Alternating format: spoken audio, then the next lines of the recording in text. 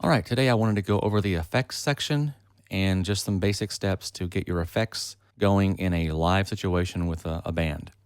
So most of you are aware we've got 4 stereo effect slots, and we can go up to the effects tab and see those effect slots, and they can be loaded in with stereo effects, 4 of those, or we can get dual mono effects from our pull down menu here, and that would give you the same effect but give you 2 instances of that effect. For example, if we wanted de-essing, we could come down here and load a dual de-esser in this slot and then insert that on 2 vocal channels. All right, typically the way I use it, I'm going to have 2 reverbs, a delay. I've got the combinator inserted on my master left-right. And I can come over here, come to that particular channel, which is the master, and you'll see that I've got effects number 4 active, now deactivated, and you can hear the difference. Activated on the master, and in effects slot 4 here, it is inserted and now not inserted again. So keep in mind there are 2 buttons that you have to engage in order to insert something, and that is in the effects menu here and on the channel that you are inserting it into. Here on the channel input insert. All right, so let's go ahead and set up our effects 1, 2, and 3, and in some cases you'll have 4. All right, so you'll set up effects 1, and when you click on this Mix To tab, meaning that whatever you select here is what your faders are mixing to, you want to make sure that you're aware of how that's laid out, and that is, this is your master send, and over here would be your returns. And I'm going to show you a few things to avoid in this video, and the first one is to make sure that when you're on sends on fader mode, or in the Mix To menu here, that you're sending a channel to the reverb, and we can now see it, and I might want to unmute that. What you don't want to do, of course, is turn this up thinking, oh, I can't hear the reverb, let me turn this up, because you're going to create a feedback loop because you're sending this to the effect. And so what you're doing is sending effects 1 to effects 1, and you'll create a feedback loop. Now let me go ahead and unmute so you can hear that. The reason that you can hear that, of course, is that that is actually up and on in the master left-right mix. So don't get confused when you see the volume down on this. So the mute was the reason that you couldn't hear it. Okay, so here's what's going to happen if you mess up. And I'm going to talk, and we're going to get a little feedback here. And so that's a direct loop. And if you hear that, it's not your traditional feedback from your microphone. You've created that. And I have seen engineers work for many, many minutes on feedback issues that they couldn't solve because it was this. So just keep that in mind. I had mentioned that I believe Behringer could and probably should disallow these 4 from being active on their own bus here. So for example, you might actually want to send reverb to the delay, but you would certainly never want to send effects 1 to effects 1. So we'll see if they write any code or change something in the user interface here that would disallow that feedback loop from happening. Okay, so the first thing you're going to want to do is actually experiment with the effects section in the XR series. By default, it's going to come up with, I think, reverb delay, and some other special effects processor in slot 4. What I've got here is a short room and a long haul that work great. I do a little bit of editing, and I've got this set for a small ambient, and that's what you heard earlier here. And this is the ambient reverb, so it's real small. And I've got that set at 0.75 seconds for the actual decay time, and the room size down a little bit from its standard settings. And that creates a nice ambient, especially if you're outdoors and the speakers are just very, very dry and raw sounding. It's nice to create a small ambient space, and then you can use your longer reverb to create really the reverb effect that people are going to want. All right, and over here, We've got our decay time set at about 1.5. That's a medium length decay there. Sometimes on a slow ballad, I may go up to 2 seconds or even 2.5. So 1.5 is pretty usable for most things. And we've got a delay set up over here. Right now, there is no tap tempo function. I'm sure they'll add that soon. Hopefully, they'll add it to the actual unit, but they should also give it to us somewhere out here on the main mixer overview so we can quickly tap tempo during a song. And then lastly, I have the combinator set up on the master left-right. It's not doing much just on my voice. It's not triggering any of the bands, but I can do a quick demo of how the de-essing section would work here on the high band.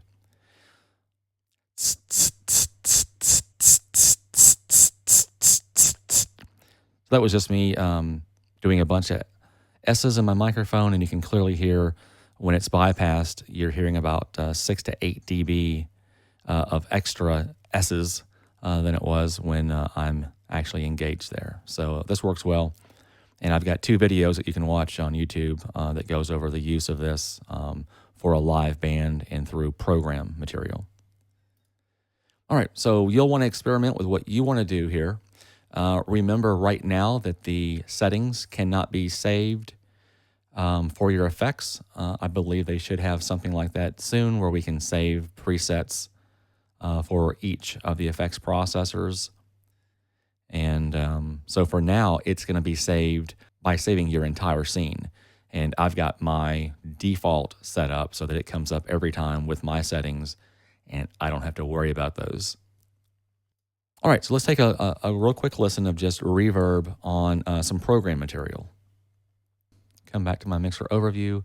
I'll hit play on my iPod.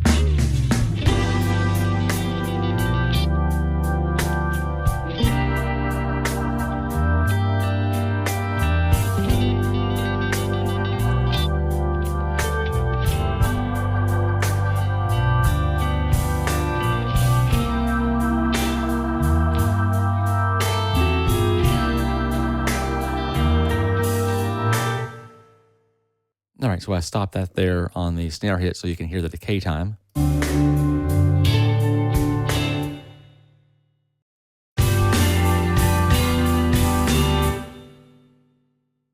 All right, so you can hear the short verb here.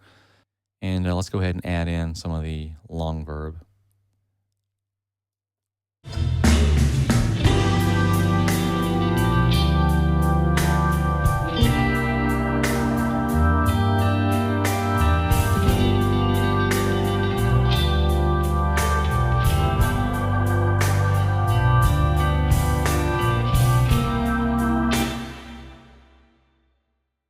That's a nice wet mix there with the ambience definitely being heard, and of course the 1.5 second decay time on the long verb.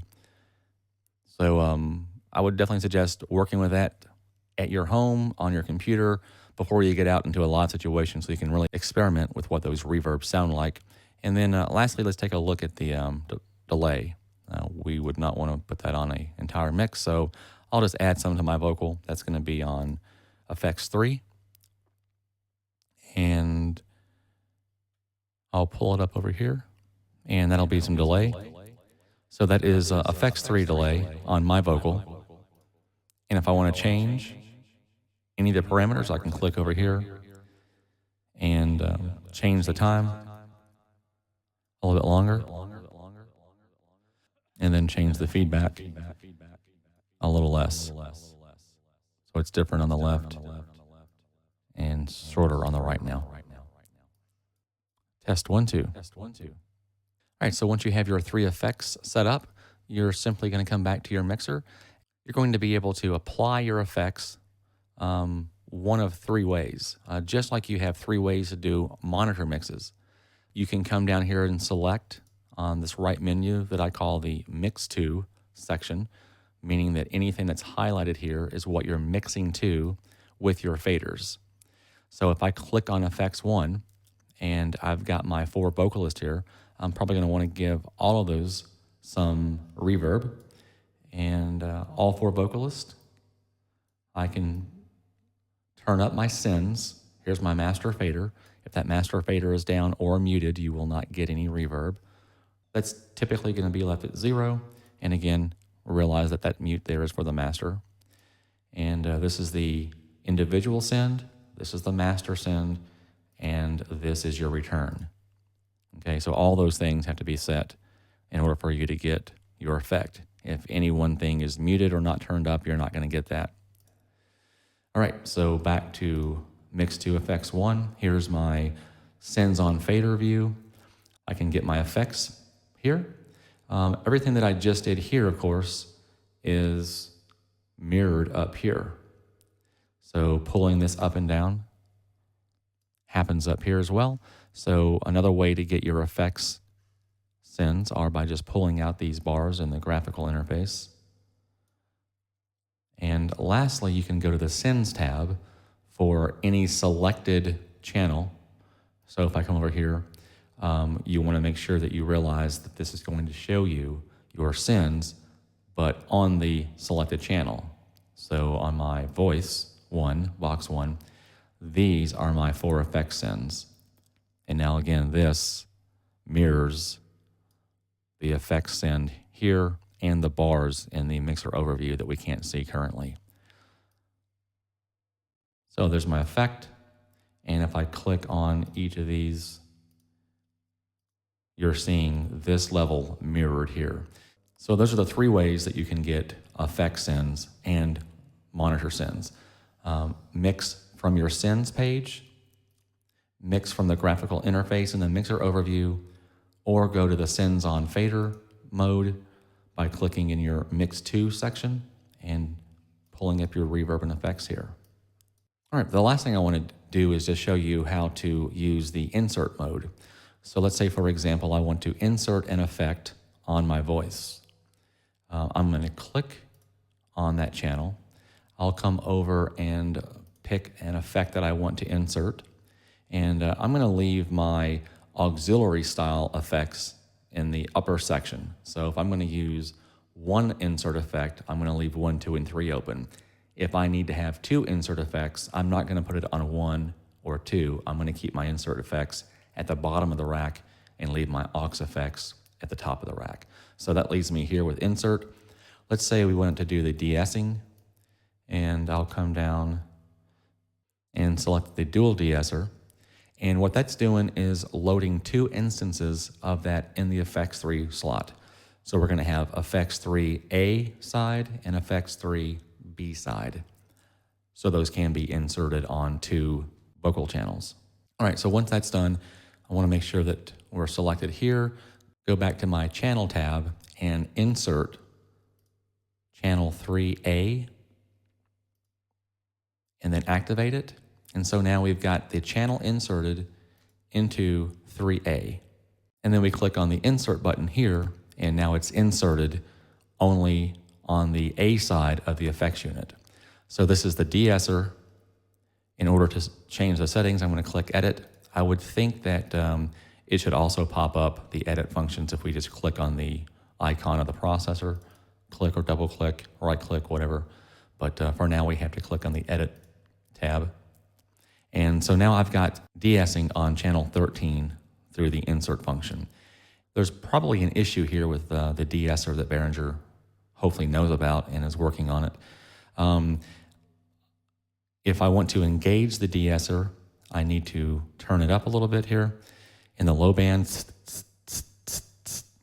and it's definitely pulling down my S's a little too much. And to give you they should also probably have a bypass switch on all of their effects. Right now we have to go over here to insert mode and turn it off and on. So here's de-essing, and of course the S's as normal. A big difference. Okay, so that's a lot of de-essing. I'm going to pull that way back. And that's probably pretty usable. I honestly have no idea what this is doing, but when it does something, it's doing it over here on this side. And if you insert something on this side, it works just the opposite. So there's a little bit of a programming issue here with the way this is working. So the de-essing does work, just use your low band, and you're going to have to ignore the issue. I'll do an update on this video when that's fixed. So that's just an example of how you can insert effects on any channel and of course on your master left-right. I did the same thing previously on the left-right.